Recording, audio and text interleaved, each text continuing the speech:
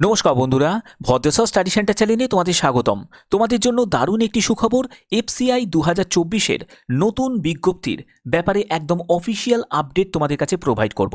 Important details তোমরা এই information তোমরা কিন্তু এই ভিডিওর মাধ্যমে তোমরা জানতে পারবে।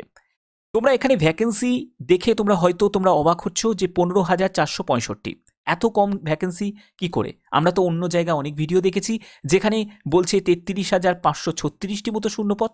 এই ব্যাপারেও কিন্তু অফিসিয়াল একটি ডেটা রিলিজ হয়েছে।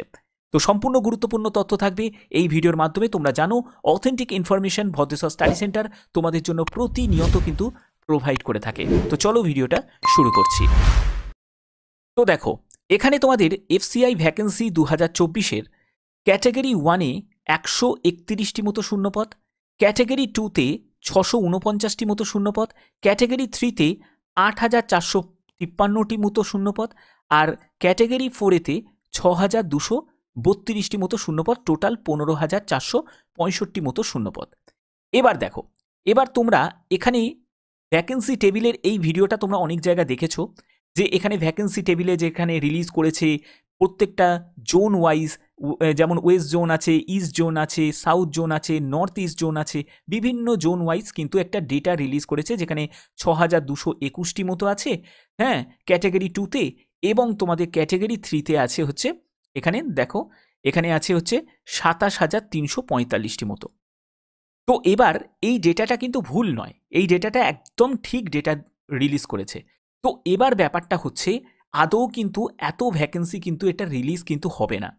কারণ তোমাদের দেখাচ্ছি, দেখো এখানে তোমাদের সেকশন, দেখো স্যাংশন স্ট্রেংথ যেটা দেখানো হচ্ছে সেটা হচ্ছে 30/6/2024 পর্যন্ত এফসিআই এর যতগুলো ভ্যাকেন্সি পড়ে আছে, মানে অবশিষ্ট পড়ে আছে, সেটা কিন্তু ডেটা রিলিজ হয়েছে।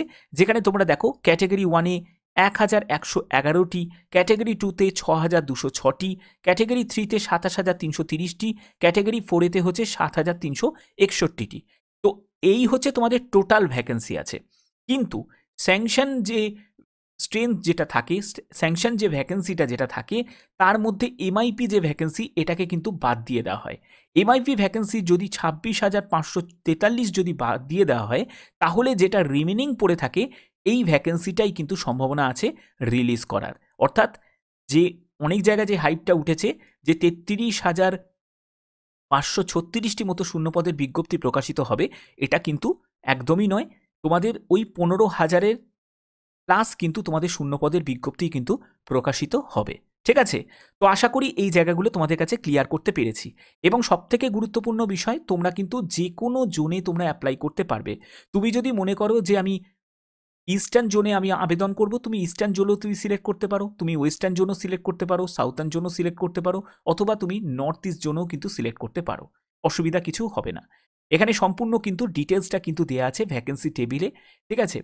তো এবার মেন ব্যাপার হচ্ছে যে কি কি পোস্ট আছে। আমি পোস্টের ব্যাপারে আরও ডিটেলসে যাব, তার কোয়ালিফিকেশন সম্পূর্ণ ডিটেলসে বলবো। তো এখানে এফসিআই রিক্রুটমেন্ট 2024-এ যে অ্যাপ্লিকেশন ফিস যদি পরিবর্তন না করে, তো অ্যাপ্লিকেশন ফিস কিন্তু এটাই থাকবে। যেখানে দেখতে পাচ্ছ যে ইউআর, ওবিসি এবং ইডাব্লিউএসদের 800 টাকা মতো আবেদন মূল্য দিতে হবে। ম্যানেজার পোস্টে যারা আবেদন করবে তাদের ক্ষেত্রে এসসি, এসটি, পিডাব্লিউবিডি এবং ফিমেল ক্যান্ডিডেটদের কোনো রকম আবেদন মূল্য কিন্তু লাগবে না। এবার হচ্ছে অ্যাসিস্ট্যান্ট গ্রেড 3। অ্যাসিস্ট্যান্ট গ্রেড 3 এর জন্য SC, ST, পিডাব্লিউবিডি, ex serviceman, woman candidate যারা থাকবে তাদের ক্ষেত্রে কোনো রকম আবেদন মূল্য লাগবে না। আবেদন মূল্য কাদের লাগবে? তাহলে শুধুমাত্র ইউআর ক্যান্ডিডেট, ইডাব্লিউএস ক্যান্ডিডেট এবং যারা ওবিসি মেল ক্যান্ডিডেট তাদেরই কিন্তু 500 টাকা মতো আবেদন মূল্য লাগবে। এবার হচ্ছে এডুকেশন কোয়ালিফিকেশন কি প্রয়োজন। দেখো, এডুকেশন কোয়ালিফিকেশন বিভিন্ন পোস্টের জন্য বিভিন্ন আছে। যেমন তুমি যদি জুনিয়র ইঞ্জিনিয়ার পোস্টের জন্য অ্যাপ্লাই করো, তাহলে তোমার এখানে কিন্তু বিটেক যোগ্যতা চাওয়া হয়েছে। বিটেক যোগ্যতা চাওয়া হয়েছে। Civil engineering, electrical engineering, mechanical engineering যে কোনো একটি যদি তোমাদের ফিল্ডে যদি তুমি করে থাকো, বিটেক করে থাকো, তাহলে তুমি আবেদন করতে পারবে। অথবা তুমি যদি পলিটেকনিক ডিপ্লোমা করে থাকো, তাহলেও তুমি আবেদন করতে পারবে সিভিল ইঞ্জিনিয়ারিং, ইলেকট্রিক্যাল ইঞ্জিনিয়ারিং বা মেকানিক্যাল ইঞ্জিনিয়ারিং নিয়ে, কিন্তু সঙ্গে কিন্তু তোমাদের 1 বছরের অভিজ্ঞতা প্রয়োজন।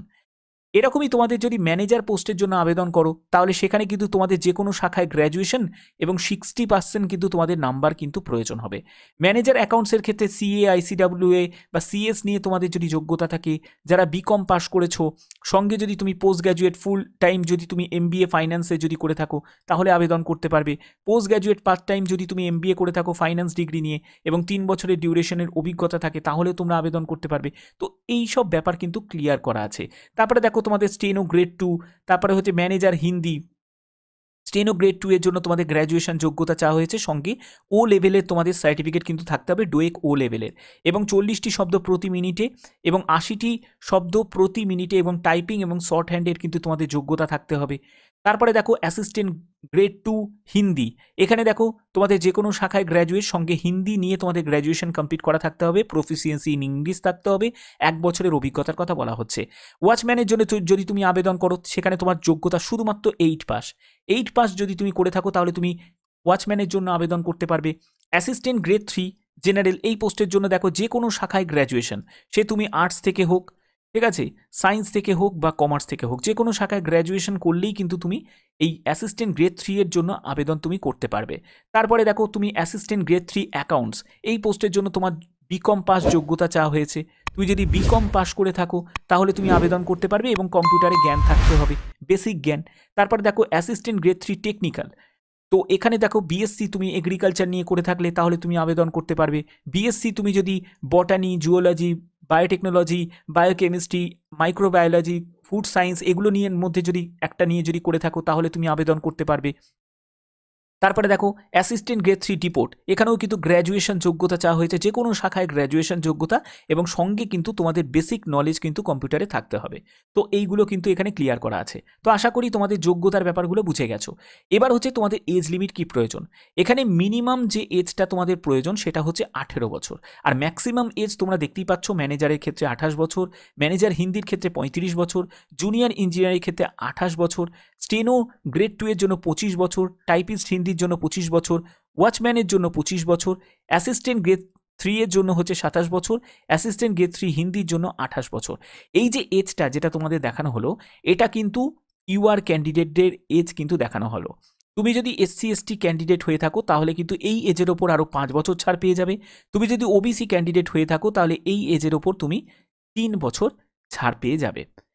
এর পরবর্তী আর কি থাকছে, তো এখানে দেখো তোমাদের রিল্যাক্সেশনের ব্যাপারটাও কিন্তু উল্লেখ করা আছে, এবং যারা পিডাব্লিউবিডি যারা ক্যান্ডিডেট আছো তারাও কিন্তু 10 বছর, 13 বছর, 15 বছরের রিল্যাক্সেশন কিন্তু পেয়ে যাবে।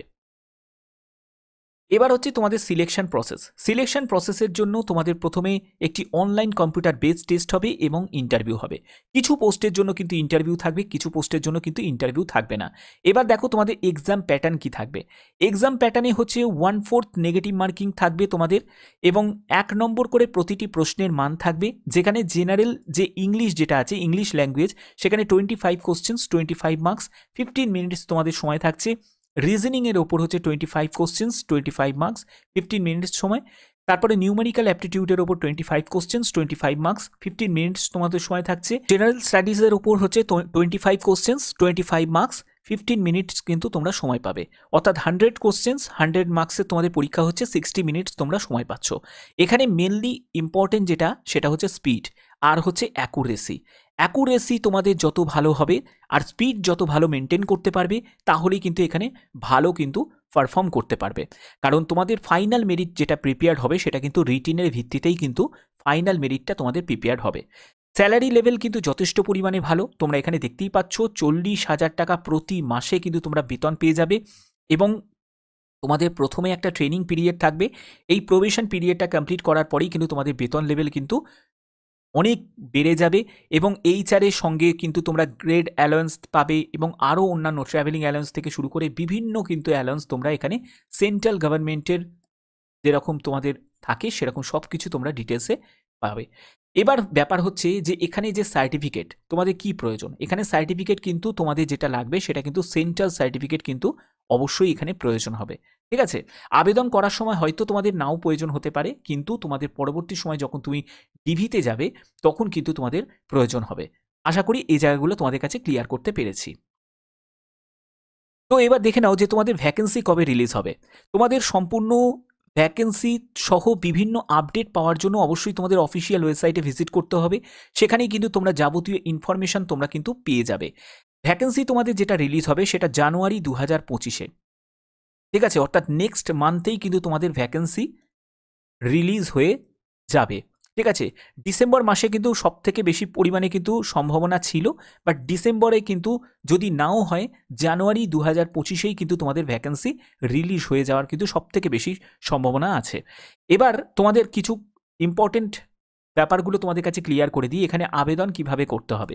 আবেদন করার জন্য তোমাদের অবশ্যই অফিসিয়াল ওয়েবসাইটে ভিজিট করতে হবে। সেখানে তোমাদের লিঙ্ক অ্যাক্টিভ হয়ে যাবে যেদিন থেকে তোমাদের আবেদন শুরু হবে। এখানে রেজিস্ট্রেশন প্রসেস তোমাদের কমপ্লিট করতে হবে। যে রেজিস্ট্রেশন প্রসেস কমপ্লিট করার জন্য তোমাদের অবশ্যই একটি ভ্যালিড মেল আইডি এবং তোমাদের মোবাইল নাম্বার অবশ্যই তোমাকে ইনপুট করতে হবে, এবং যেখানে রেজিস্ট্রেশন নাম্বার এবং পাসওয়ার্ড তোমাদের জেনারেট করতে হবে।